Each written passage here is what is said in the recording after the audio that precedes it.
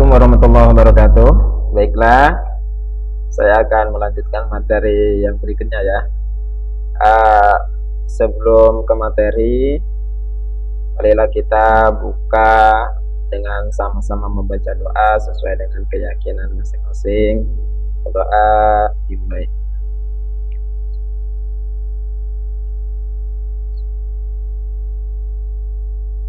Doa selesai. Jangan lupa tetap kita mengikuti pelajaran ini dengan sebaik-baik mungkin. Siapkan buku pulpennya. Apabila yang kurang ngerti silahkan nanti ditanyakan. Apabila sudah mengerti silahkan berbagi kepada temannya ya. Untuk itu sebelum mulai ya, udah siap? Jangan lupa harus disiapkan terlebih dahulu. Oke, baiklah, untuk pertemuan kali ini saya akan menjelaskan tentang yang tadi ya, fungsi trigonometri. Oke, untuk fungsi trigonometri sendiri di sini kan ada tujuan pembelajaran ya yang harus kita pahami. Yang pertama adalah memahami sudut istimewa trigonometri. Terus rumus-rumus trigonometri yang paling dasar ya melalui Pitagoras. Kita sudah mengenal kata Pitagoras dari mana ya. Oke, tapi dari awal pembukaan tadi saya kan selalu mengingatkan jangan lupa untuk menyiapkan buku pulpen di sebelah kanan kalian, karena nonton doang percuma kalau nggak ditulis atau diperhatikan, simak atau disalin di buku kalian. Oke, apa sudah siap? Siap ya? Oke. Yang pertama di sini ada sudut istimewa ya, sudut istimewa. Sudut istimewa yang tampak di sini ya.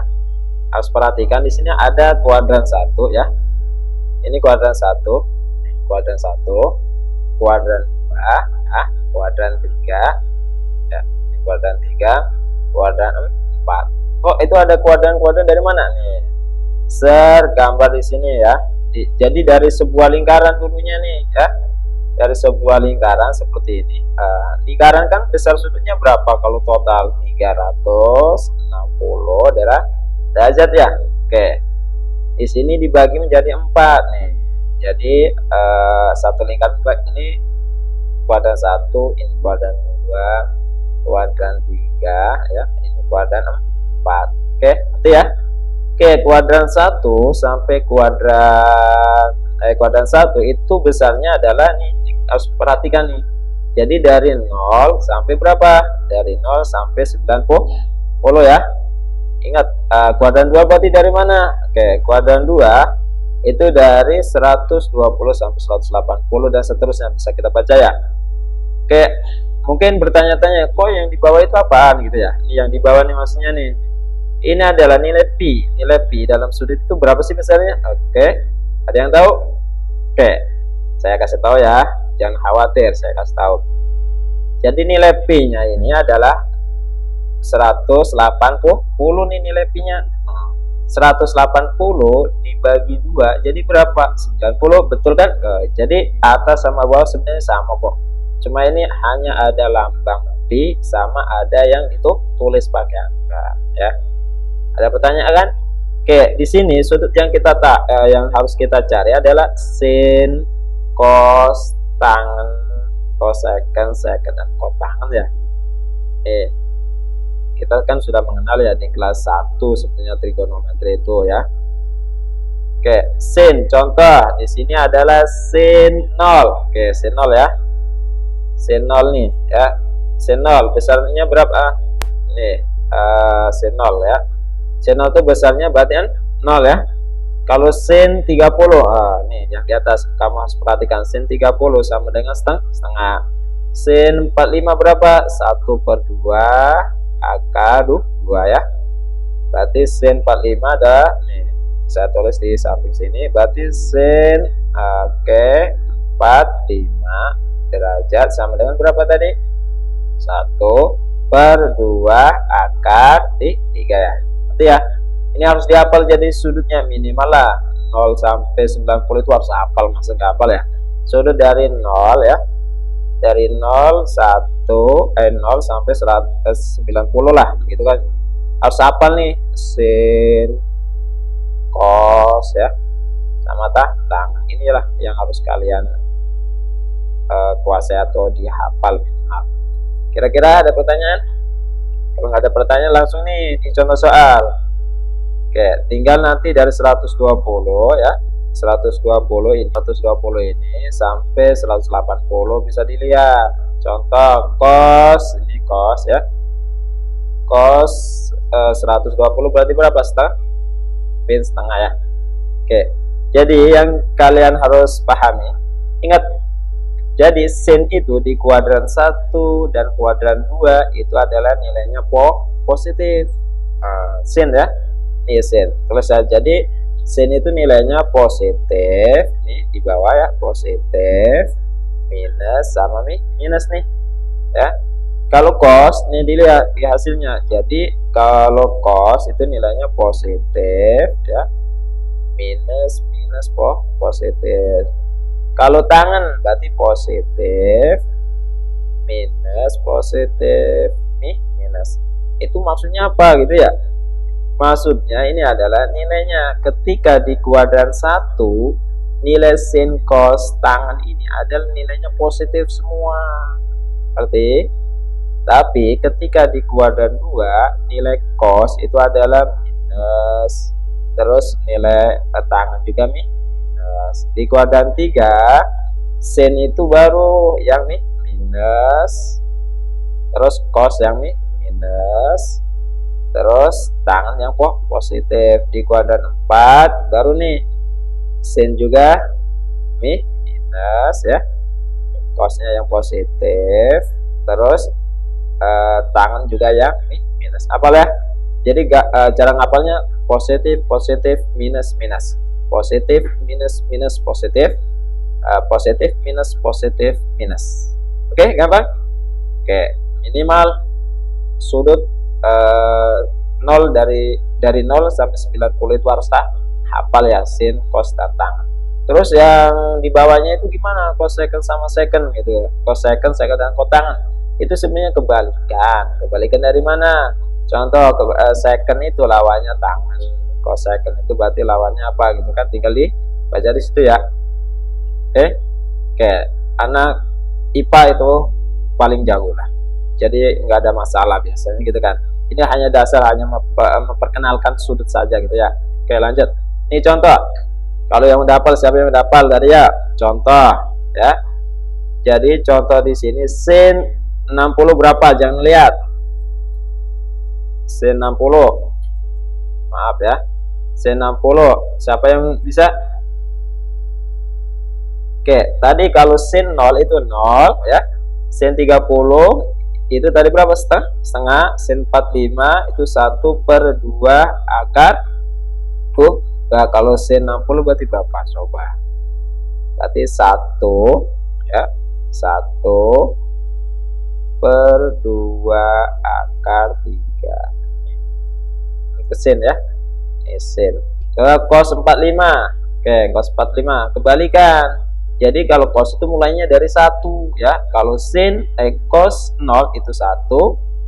Berarti 30 berarti 1/2 akar 3. Kalau cos 45 berarti berapa ya? Ya, siapa yang tahu? Ya, harus tahu. Jadi 1/2 akar 2. Paham ya? Nih, untuk tangan, nih kita lihat.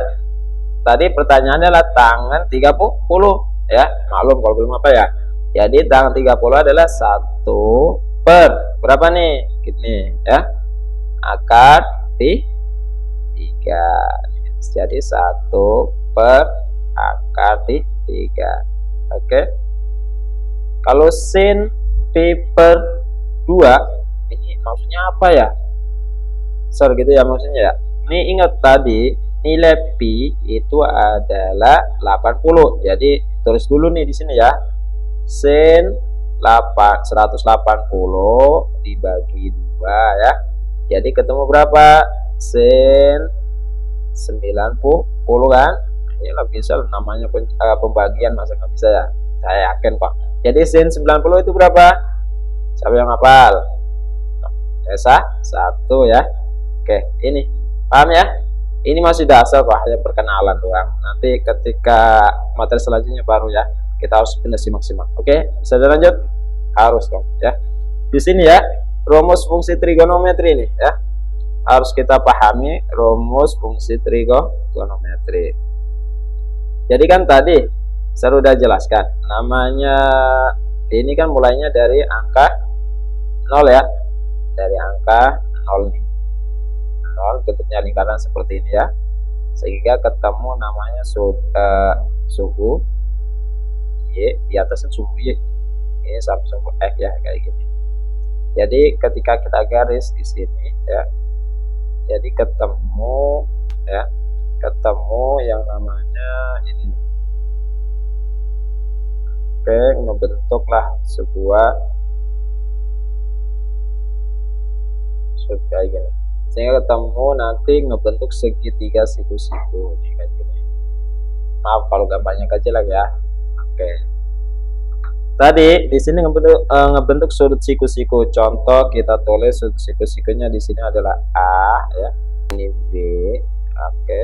Ini C. Contoh ya. Oke.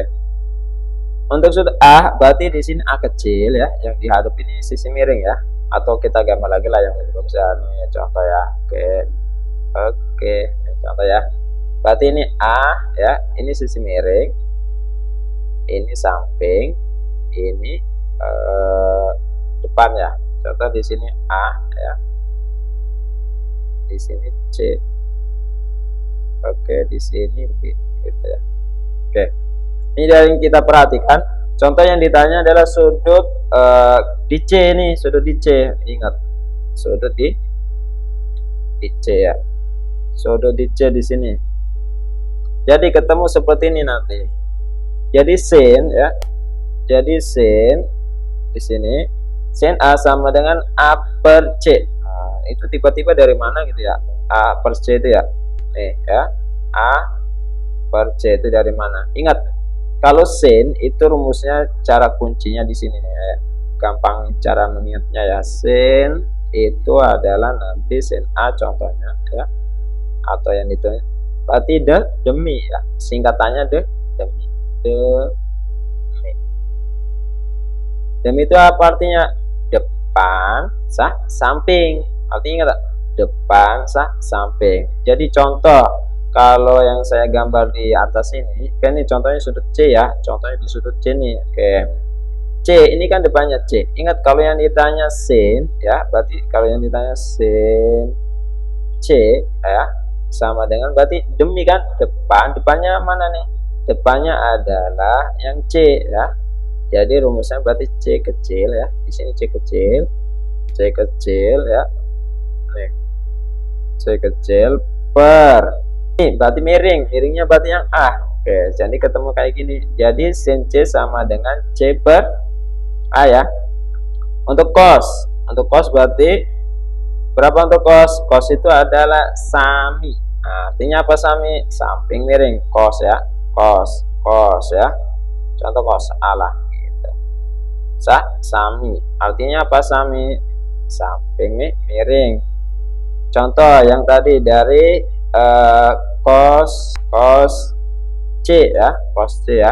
Ini cos C karena kan sudut yang saya buatkan di sini adalah yang ini ya. Jadi cos C itu kan sami ya, samping miring. Sampingnya berarti angka berapa nih? Angka atau huruf B ya, berarti B ya per A. Ingat. Kalau tangan itu desa, depan samping gitu ya.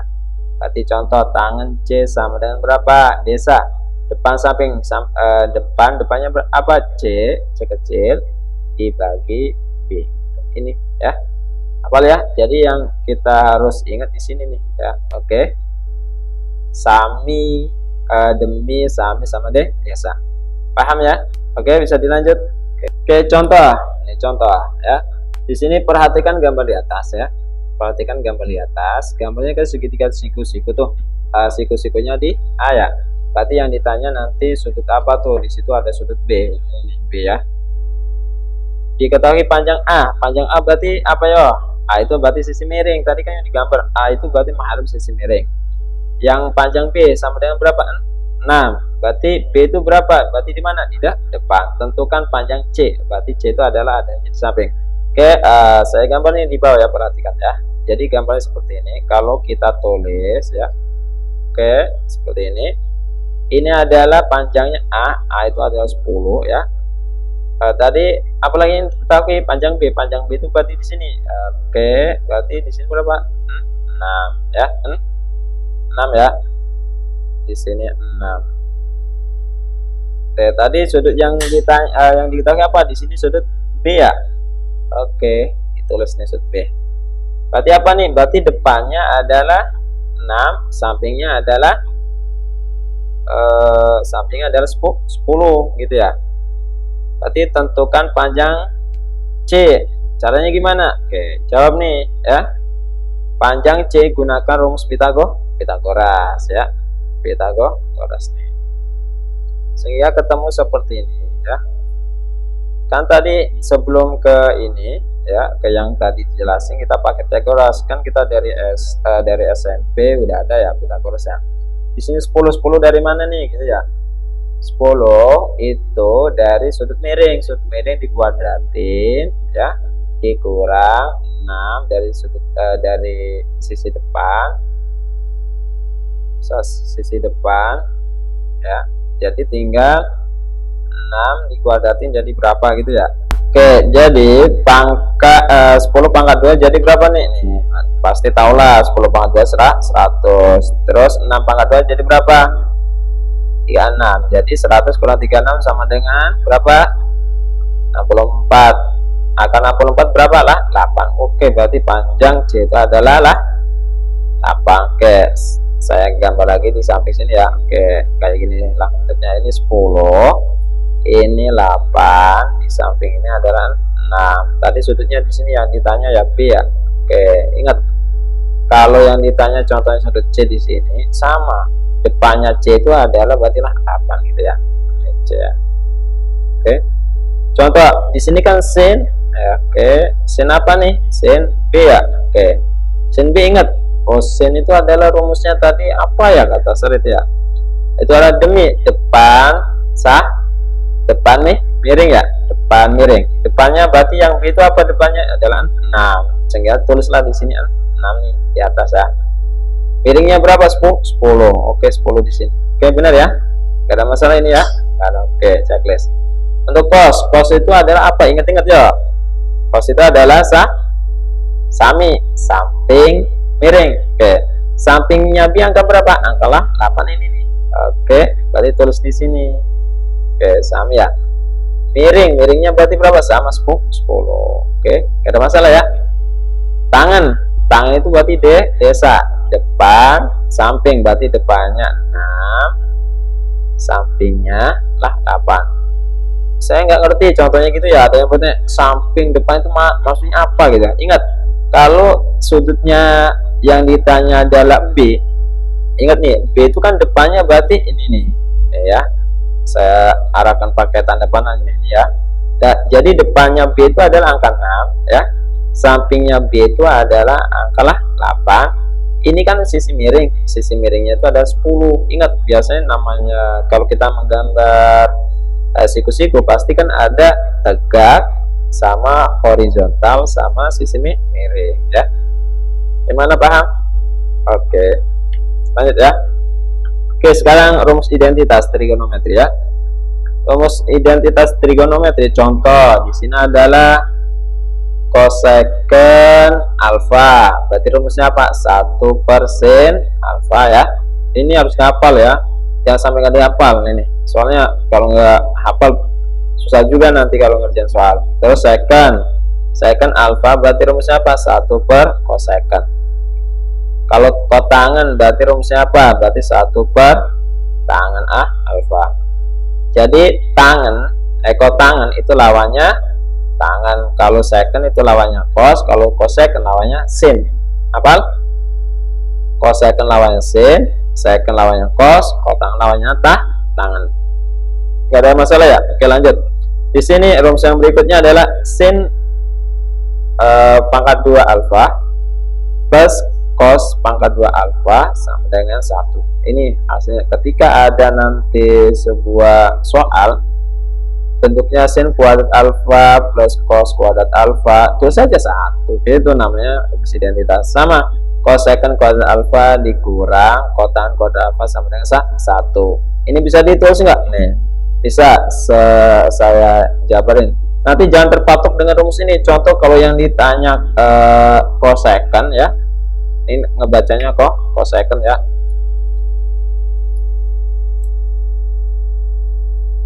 Ini cosecant disingkatnya S ya. Ini cosecant apa contohnya? Cosecant pangkat 2 lah.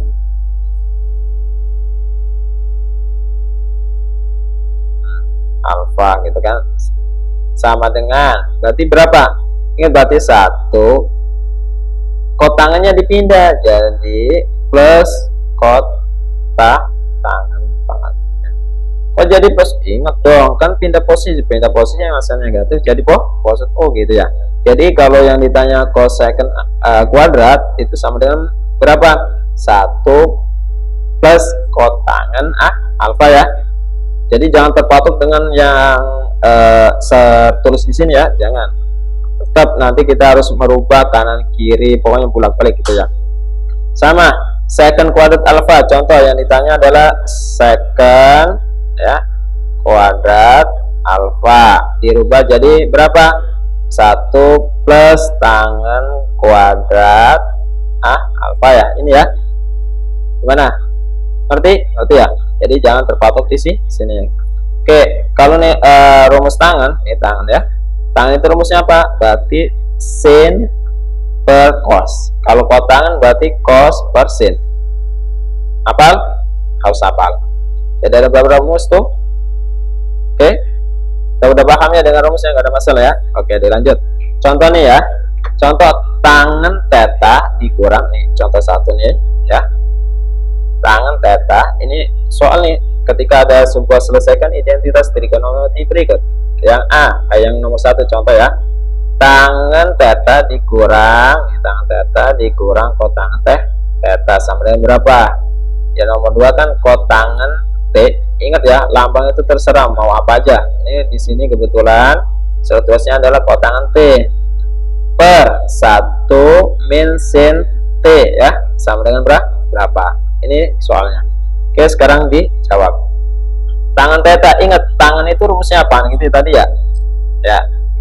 Ini tangan, ingat tangan itu rumusnya tadi sin apa tadi? Tangan. Ya. Tangan itu rumusnya sin per cos ya. Ya. Tangan per cos. Kalau kotangan berarti berapa nih?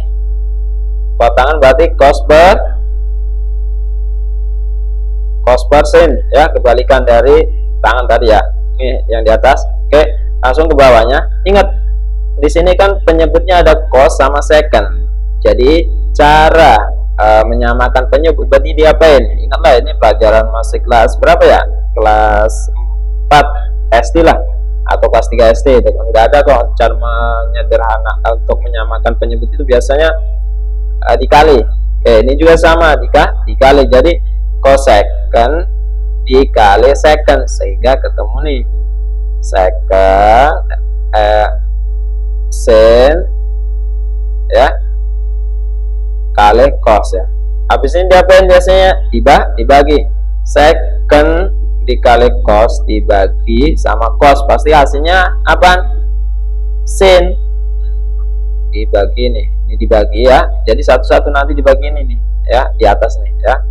Berarti sin cos dibagi cos, berarti hasilnya sin ya. Berarti sin, karena hasilnya tadi sin ketika dibagi sin ya.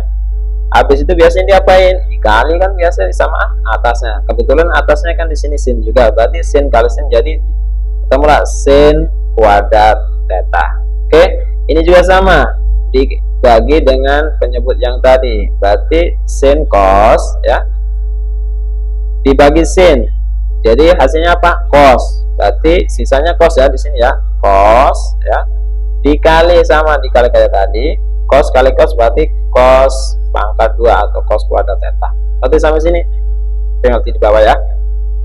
Ingat sin kuadrat alfa ini ya, sin kuadrat alfa dikurang cos kuadrat alfa, sehingga jadi apa nih? 1 min cos kuadrat ya theta dikurang cos kuadrat. Ini dari mana? Ingat ya, ingat ketika yang ditanya ya, ketika yang ditanya sin kuadrat theta, sehingga tadi identitasnya adalah 1 min sin cos kuadrat theta. Tadi nggak ada share gitu, nggak ada, bukan nggak ada nih. Saya ulang lagi nulisnya di sini kan, tadi rumus sin kan kuadrat ya ditambah cos kuadrat theta sama dengan kan 1 ya. Tadi ketika yang ditanya sin tinggal di nih, tinggal dipindah ruas saja, jadi 1 cos pindah ke ruas jadi minus kan. Oke, ini jadi ketemu kan ini ya, yang dari ini ada masalah ya. Oh iya, betul kan. Oke, setelah ini kan di sini ada cos kuadrat, di sini juga min kuadrat, jadi min ketemu min artinya ditambah, sehingga 1 tetap diturunin lagi di sini ya. Terus cos tambah cos jadi 2 cos. Oke, per sin cos. Jadi sampai sini. Ngerti ya? Jadi identitasnya harus kita bisa berubah. Oke, sekarang ngebahas yang nomor 2 ya. Nomor 2 yang ini nih. Tadi kan rumusnya pertanyaannya kan cos T per 1 min sin T sama dengan di sini tinggal kita namanya kali merasionalkan ya. Kita sudah belajar juga di kelas 9 merasionalkan kan. Oke, ini ya, ingat cos ini per 1 per sin T dikali 1 plus sin T. Ini dari mana? Namanya merasionalkan, ini dari yang penyebut ini. Oke, tinggal dikali bawah ya. Jadi atas kali atas, bawah kali bawah. 1 kali 1 kan tetap 1 ya. Sin ya. Sin kali sin berarti sin kuadrat. Di sini kan ada minus nih. Ingat minus. Tetap ikut ke sini. Oke, ngerti ya ini ya. Oke, nggak ada masalah. Berarti cos tinggal tulis lagi atasnya sehingga ketemu. Ingat nih yang tadi. Jadi ini perubahan dari mana kok tiba-tiba pas di bawah kok tinggal cos pangkat 2 atau cos kuadrat kan gitu ya. Tadi yang dari ini, dari sini yang tadi jelasin saat ini ya. Nih dari identitas ini. Oh gitu. Jadi cukup ditulis cos kuadrat ya. Sehingga jawabannya ada 1 plus ya sin T per kotak. Oke. Ada masalah? Ada ya? Oke. Bisa dilanjut? Bisa. Atau bisa juga nanti nih, di sini kan cos ini pangkat 1 dibagi pangkat 2 jadi sisa habis, sehingga ini tinggal ini juga bisa nih. Jadi ini tulis di bawah nih bisa juga kayak gini. Ini tinggal cos T ya. Oke. Mungkin itu yang hari ini saya sampaikan ya. Mudah-mudahan pelajaran kali ini bisa dimengerti. Apabila kurang mengerti silakan di WA atau ditanyakan, baik itu melalui Google Form ya atau melalui Classroom, bebas ya, atau langsung japri juga boleh, monggo silakan ya. Ini ada latihan soal ya, cuma 4 tapi anaknya banyak gitu ya. Silakan nanti dicoba, kalau yang udah silakan dikirim di Google Classroom. Oke, sebelum diakhiri sama-sama kita tutup dengan doa mulai. Doa selesai. Oke, sekian, selamat belajar, tetap semangat, jangan sampai kita lupa dengan keadaan saat ini. Oke, assalamualaikum warahmatullahi wabarakatuh.